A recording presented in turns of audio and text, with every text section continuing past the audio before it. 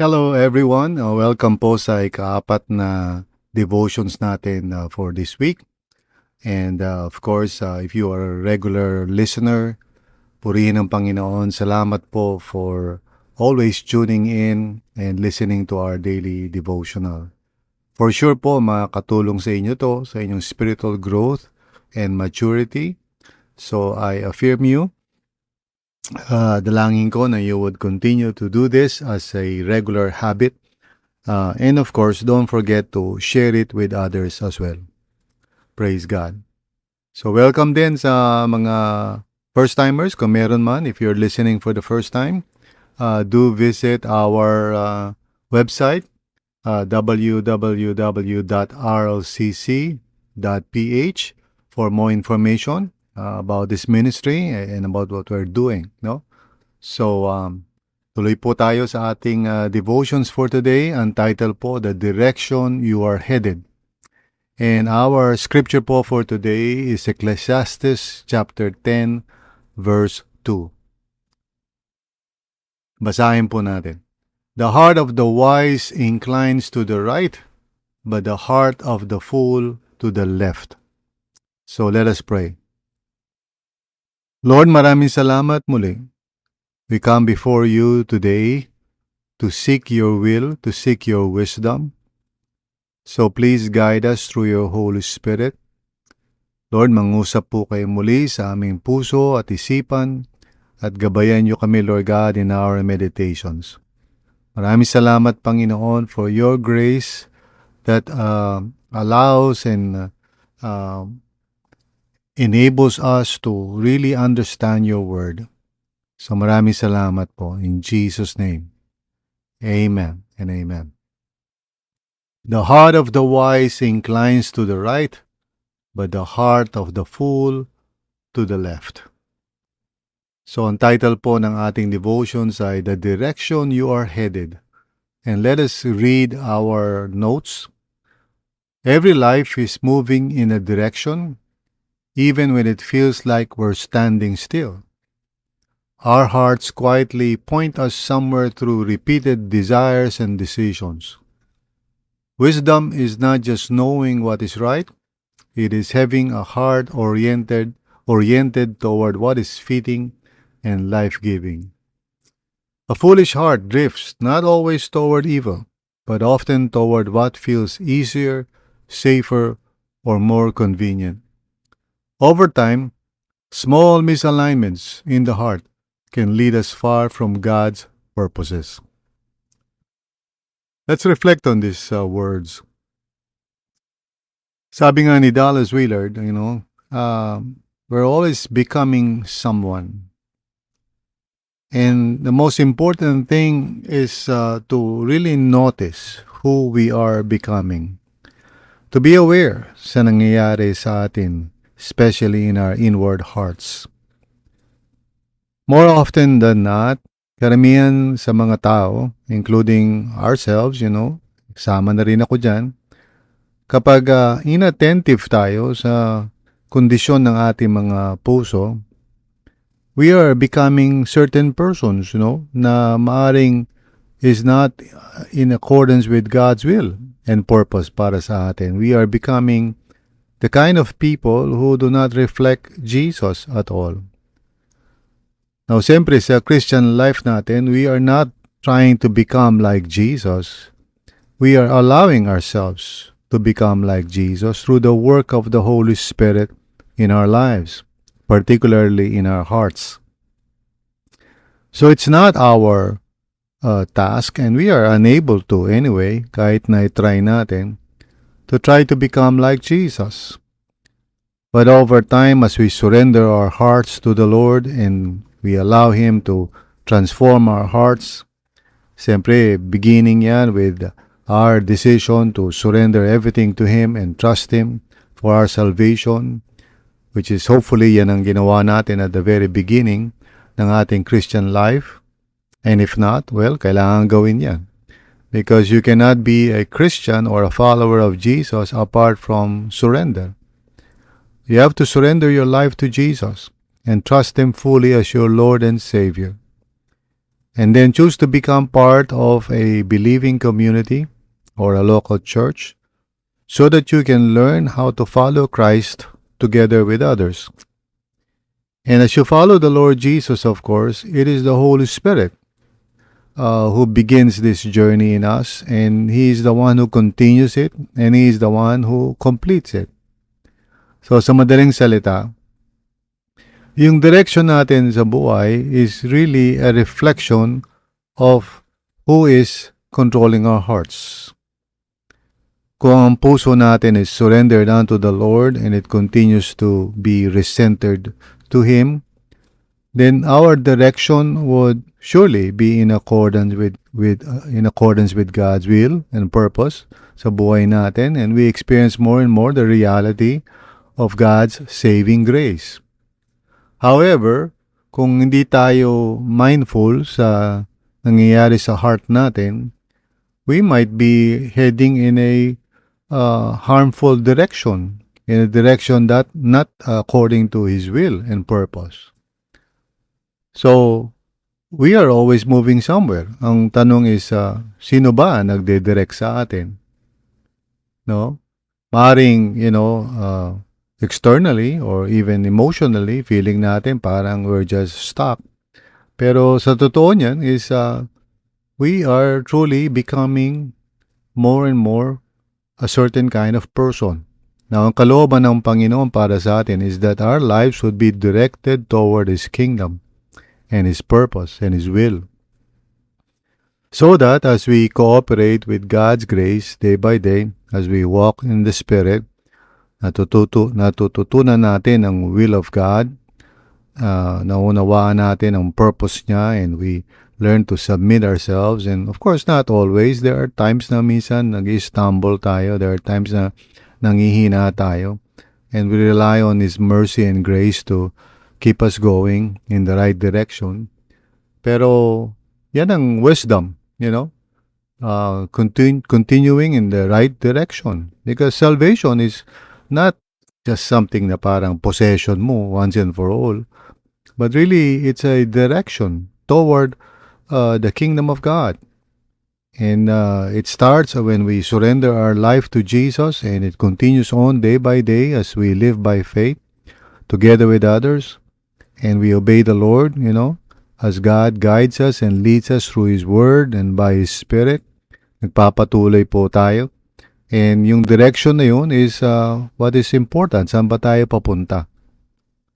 So, some people, yung tinatawag na foolish, ang direction nila, and often hindi nila alam ito, is toward worldliness, toward convenience, toward pleasure, toward enjoying this life rather than thinking of eternal life.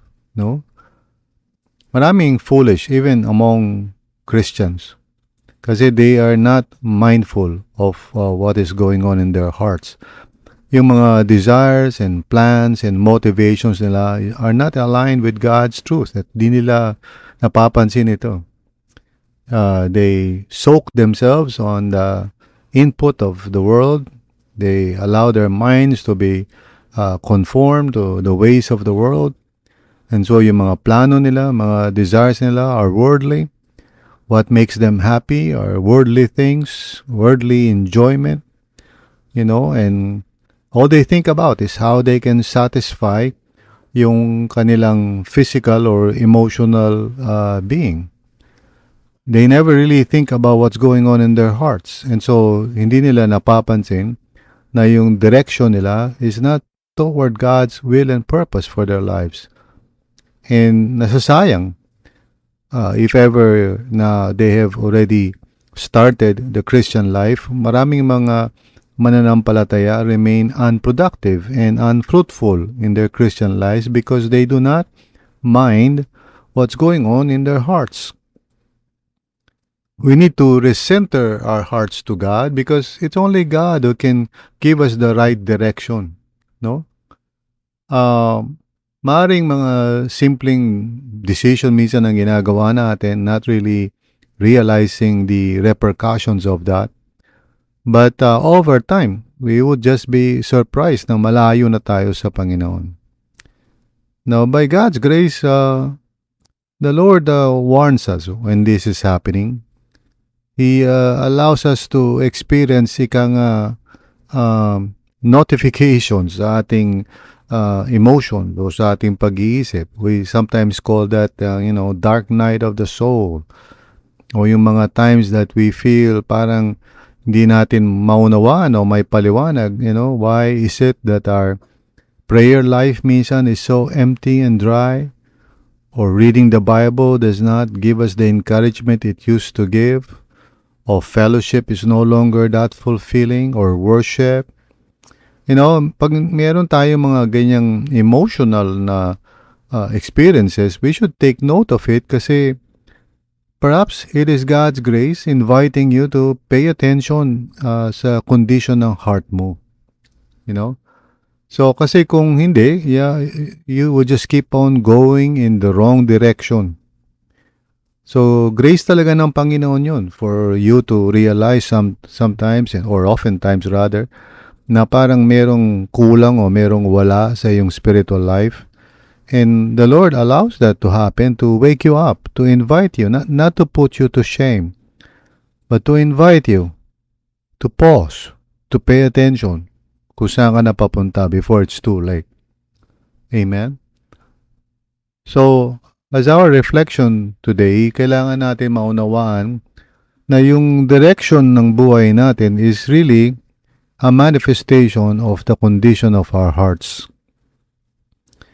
If our hearts are centered on God and His kingdom, and we desire His purpose and will, and His Holy Spirit have, clear access sa puso natin, guiding us and helping us, for sure, yung direction natin is toward His kingdom and His purpose sa buhay natin. And we will be experiencing more and more of the promises of God sa buhay natin. No? It doesn't mean walang problema. It doesn't mean walang challenges. As far as the Christian life is concerned, ang mahalaga is yung tama yung direction natin toward God's will and purpose. Kahit na minsan merong mga balakid, may mga pansamantalang mga hindrances, that's part of what it means to follow the Lord. Basta tama yung direction natin. Ang mahirap is kapag hindi natin binabantayan yung heart natin and we allow the world to shape our hearts, unti-unti na may misalign na tayo. Nagiging foolish na tayo sa direction ng buhay natin. That's why the scripture says, the heart of the wise inclines to the right, but the heart of the fool to the left. So, saan ba tayo papunta? Here's our reflection.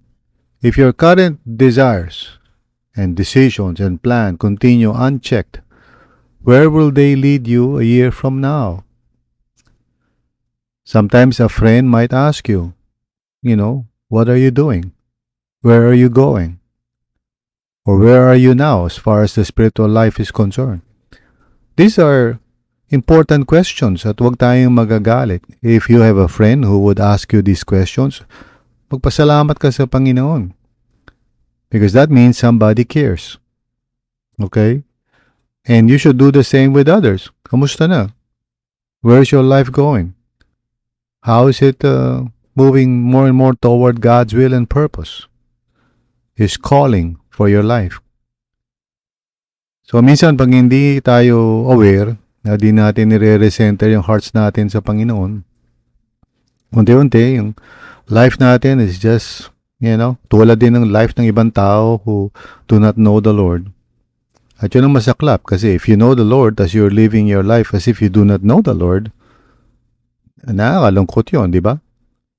So, what God wants for us is not to put us to shame, but to wake us up, so that Christ may shine in our lives. So, I pray na itong taon ng 2026, kung meron man tayong mga hindi nagawa ng 2025 o nagawa natin na mali, well, we can repent from that and recenter our hearts to the Lord. Allow Him to shape and mold our hearts in accordance with God's will. Amen? So here's our prayer. God, reorient my heart. Train it to lean toward your ways, even when they are hard. Wow, praise God. Kahit mahirap. There was a book that was written entitled, Do Hard Things. Maganda yung title ng book na yun. Do Hard Things. Sometimes kasi gusto natin convenience. Gusto natin magpahinga in the Christian life in terms of our devotion to Christ. Now, I don't mean to say masama magpahinga. Siyempre, there are times na kailangan talaga magpahinga as part of our rhythms, no? Kailangan mag-Sabbath, mag-refresh. That's only right. Pag sinabi kong pahinga in this context, what I'm saying are there are those who choose to not be fully devoted and dedicated to the kingdom of God, and as a result, they allow the world to seep in and distract them. And after a while, yung life nila no longer bears fruit. And pag tinignan mo yung buhay nila, it is as if they don't even know the Lord, even though they may claim to know the Lord. There is no evidence of or if there is, siguro talagang halos hindi mapansin. So mga kapatid, as we come to the fourth day of our devotions this week, let me just remind you, your heart truly matters and it matters to God. Kaya let's recenter our hearts to the Lord. At huwag nating hayaan na yung puso natin ay maligaw ng direksyon. Let us love the Lord with all our hearts. Amen? So let me pray for you as well as for myself. Panginoon, dalangin po namin, tulungan niyo kami ng orientation ng buhay namin is toward you and your kingdom. Lord, kung last year medyo ang puso namin na punta kung saan-saan because hindi namin binabantayan. This year, Lord, oh God, we pray, fill our hearts with your presence. Fill our hearts with your Holy Spirit and direct us toward what is right and good and pleasing to you, Lord. Help us, for we cannot change our hearts, Panginoon. But thanks be to God that you can. So salamat po, Panginoon. Thank you, Lord. It is in Jesus' name we pray. Amen and amen. So once again, before we sign off, let me remind you to check our Church Center app, just to find out what is the latest news bulletin or whatever para sa coordination natin overall as a church. I want us all to be of one heart and one mind. So to do that, kailangan meron tayong communication sa isa't isa. So please visit our Church Center app and just look kung merong mga bagong information doon that you need to act upon.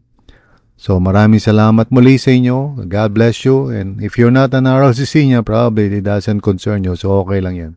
But if you are an RLCC niyan, I hope and pray that you would check our Church Center app regularly para you are aligned with where we are going as one people. So God bless you and thank you very much for listening.